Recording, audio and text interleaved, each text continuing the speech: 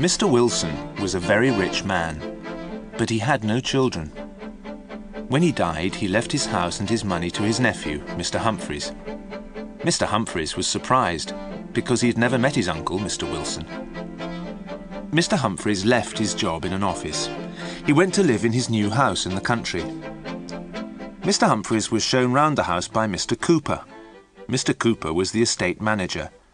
His job was to look after the house and gardens. "It's a fine house, Mr. Humphreys," said Cooper. "We all hope you'll be very happy here. The gardens are beautiful. I hope you like gardens, Mr. Humphreys."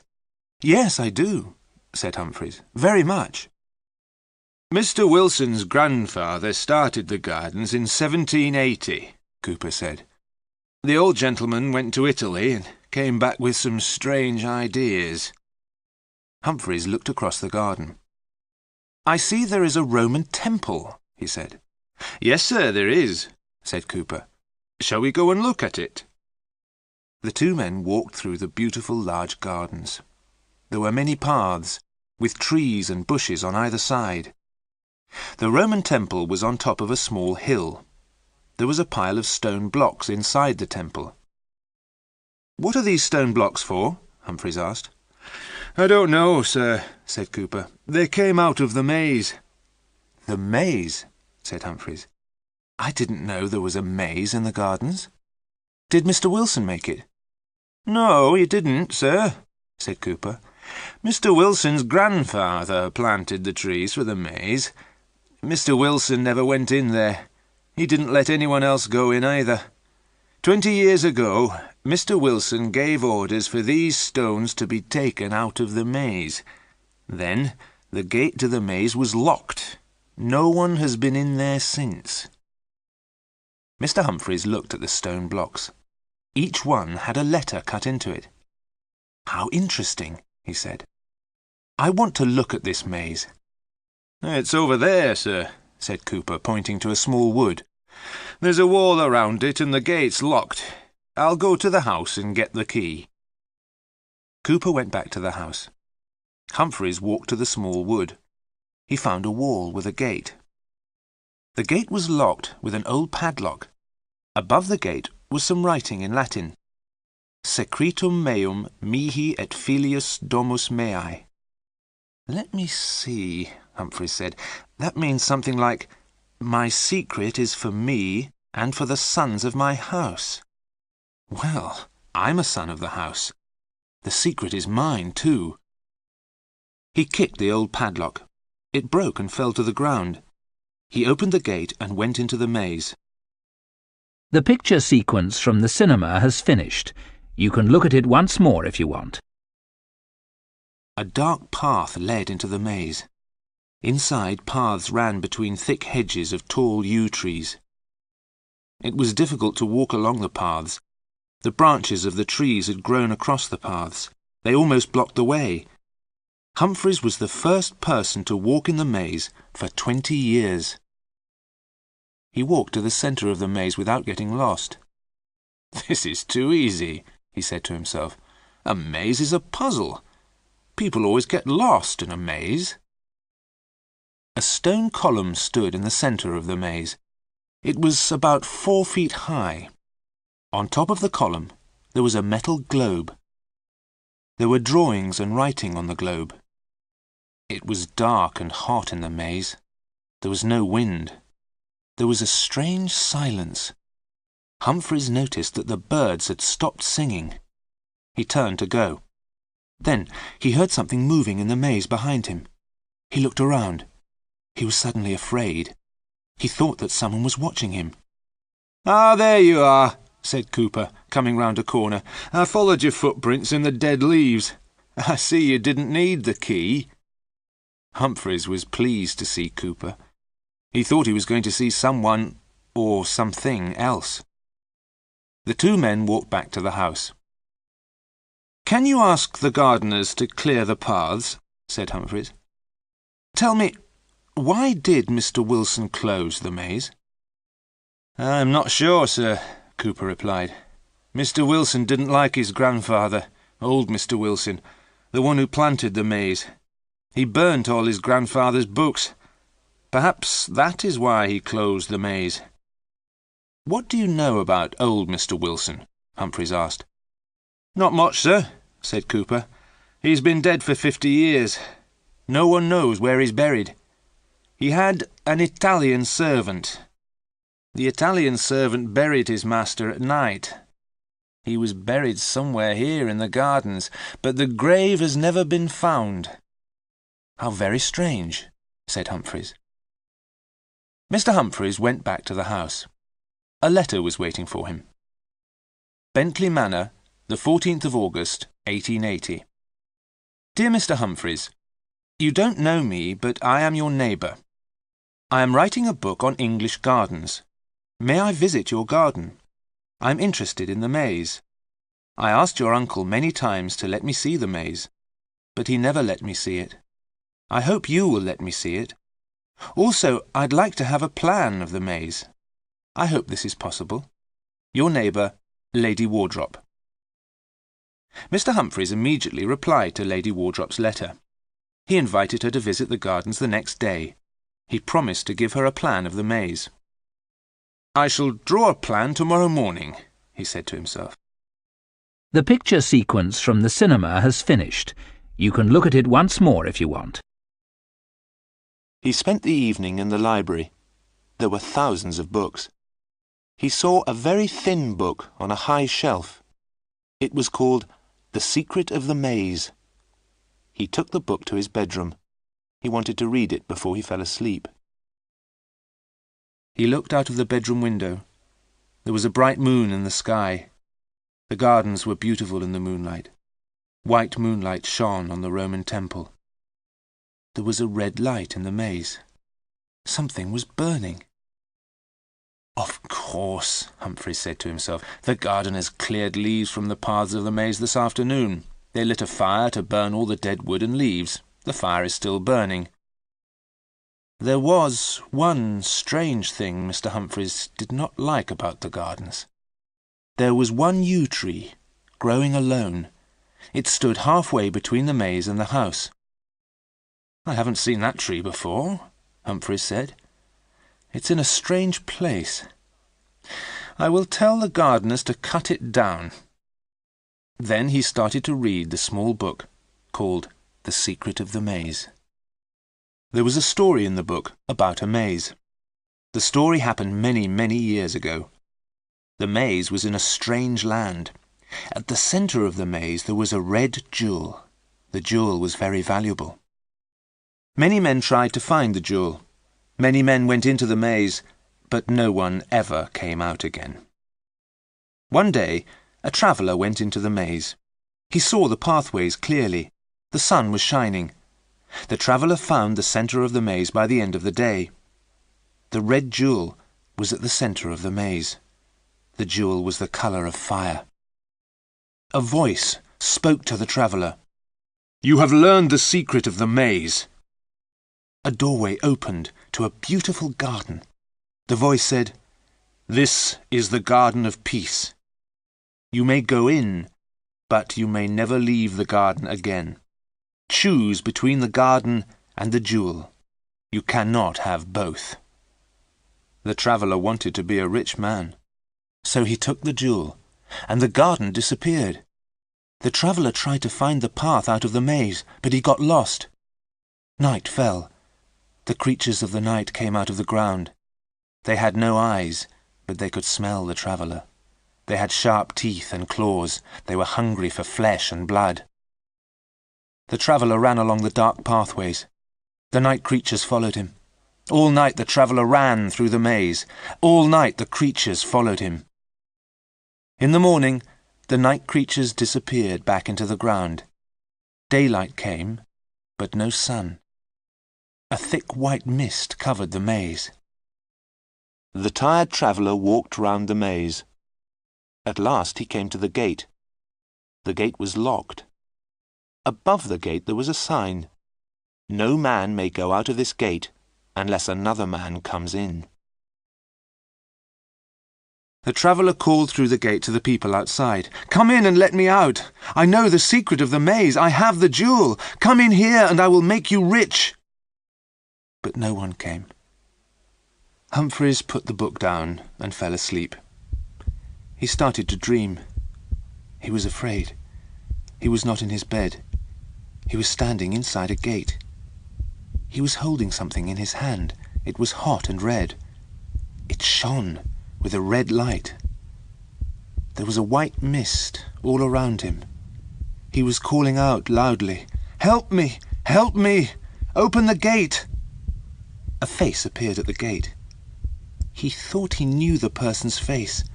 The person smiled. He was opening the gate. Humphreys felt happy. "Free," he thought, "free at last." Then he looked at the man who was opening the gate. He knew the man's face. It was himself. "No, no!" Humphreys cried out and woke up. He was on the floor beside his bed. The book he had been reading was gone. It was never found again. The picture sequence from the cinema has finished. You can look at it once more if you want. After breakfast, Humphreys took some paper and a pen. He went out into the garden. "I will draw a plan of the maze," he said to himself. Once again he walked straight to the centre of the maze. He did not get lost. The gardeners had done their job well. The pathways were clear. The gardeners had also cleaned the metal globe. Humphreys looked at the globe carefully. A strange creature was drawn round the centre of the globe. The words "Umbra Mortis," the shadow of death, were written below the creature. The creature was eating its own tail. Above the creature was a man with wings. The man's head was hidden by a ring at the top of the globe. Around the ring was written "Princeps Tenebrarum," the Prince of Darkness. The globe was very strange.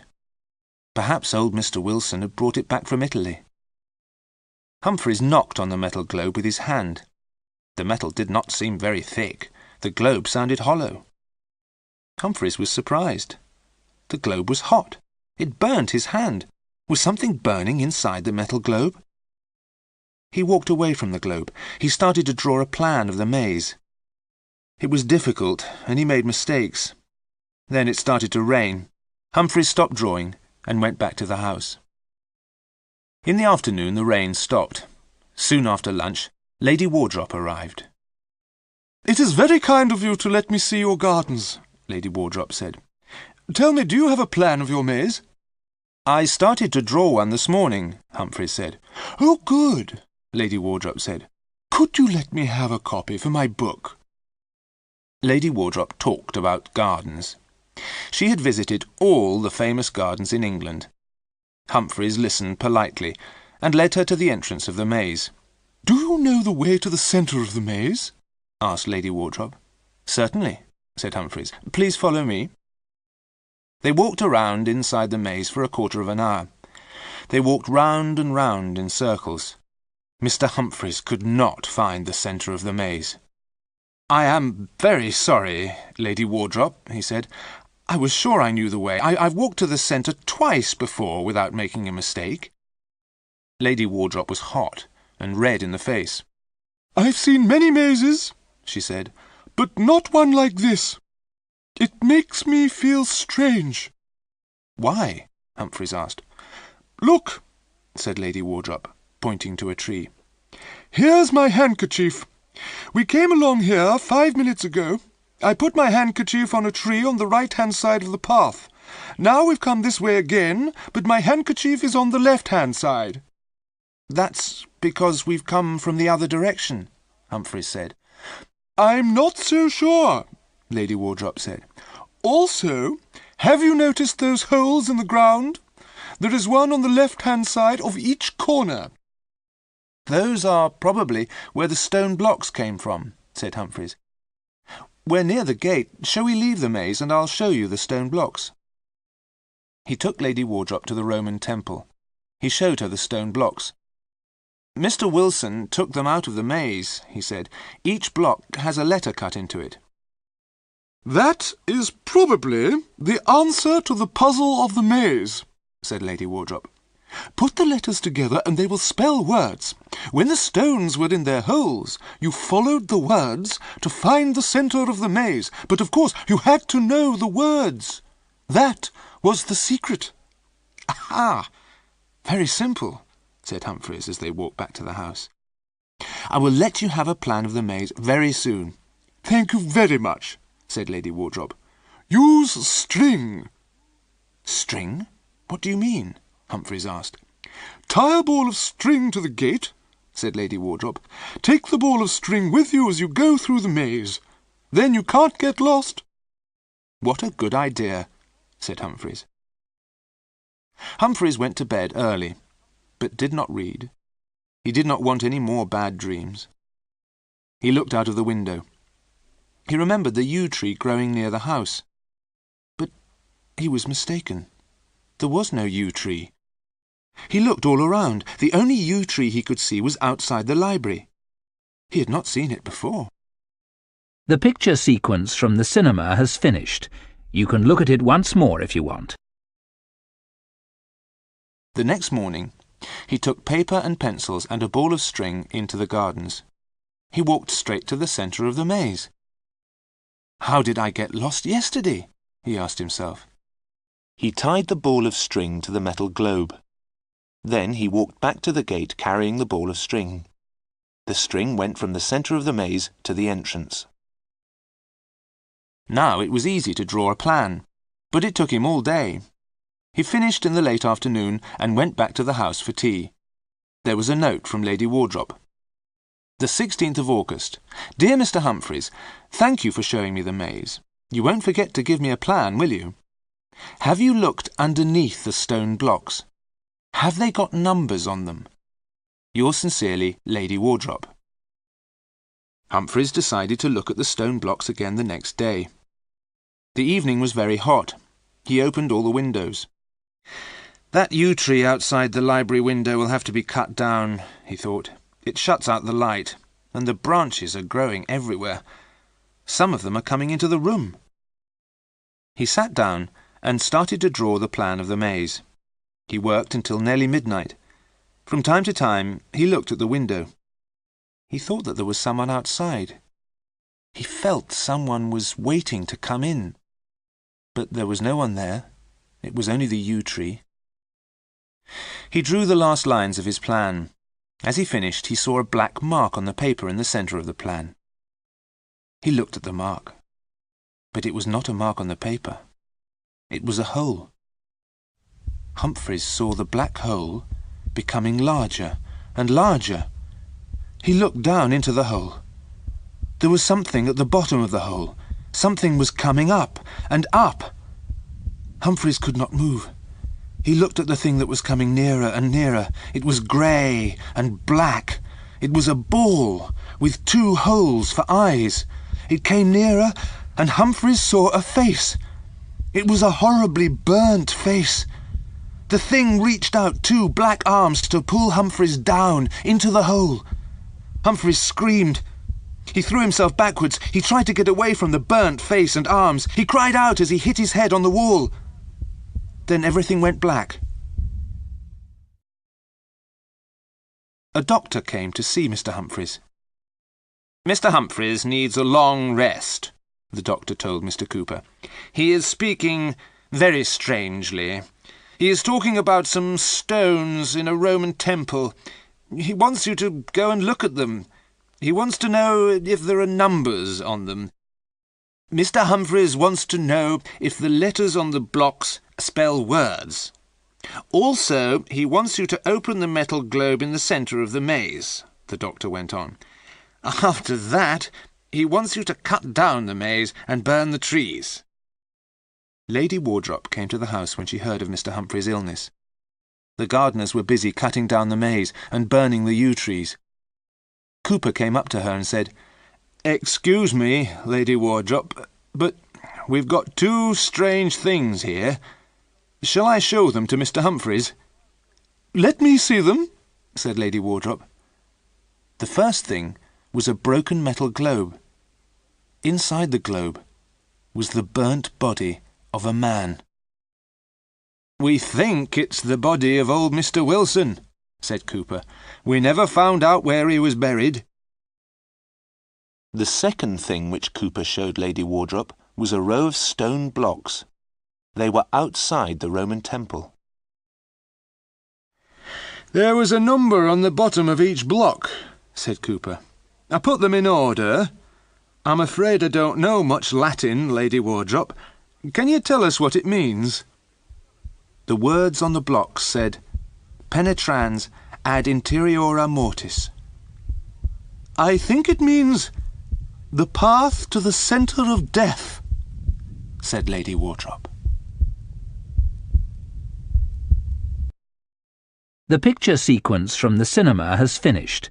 You can look at it once more if you want. "In 1780, Cooper said.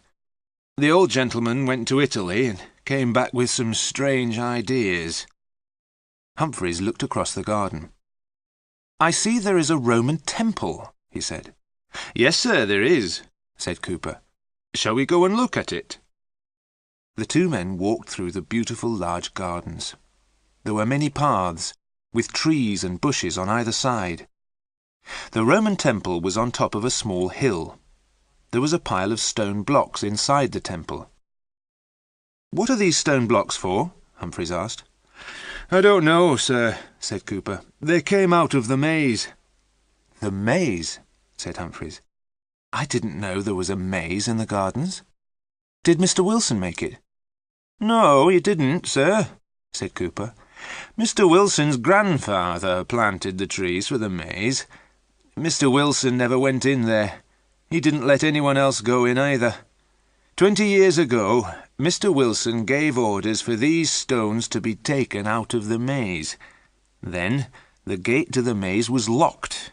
No one has been in there since." Mr. Humphreys looked at the stone blocks. Each one had a letter cut into it. How interesting!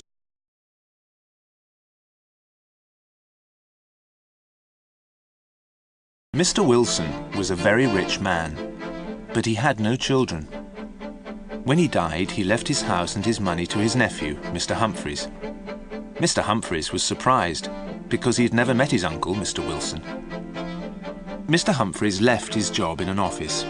He went to live in his new house in the country. Mr. Humphreys was shown round the house by Mr. Cooper. Mr. Cooper was the estate manager. His job was to look after the house and gardens. "It's a fine house, Mr. Humphreys," said Cooper. "We all hope you'll be very happy here. The gardens are beautiful. I hope you like gardens, Mr. Humphreys." "Yes, I do," said Humphreys. "Very much." "Mr. Wilson's grandfather started the gardens in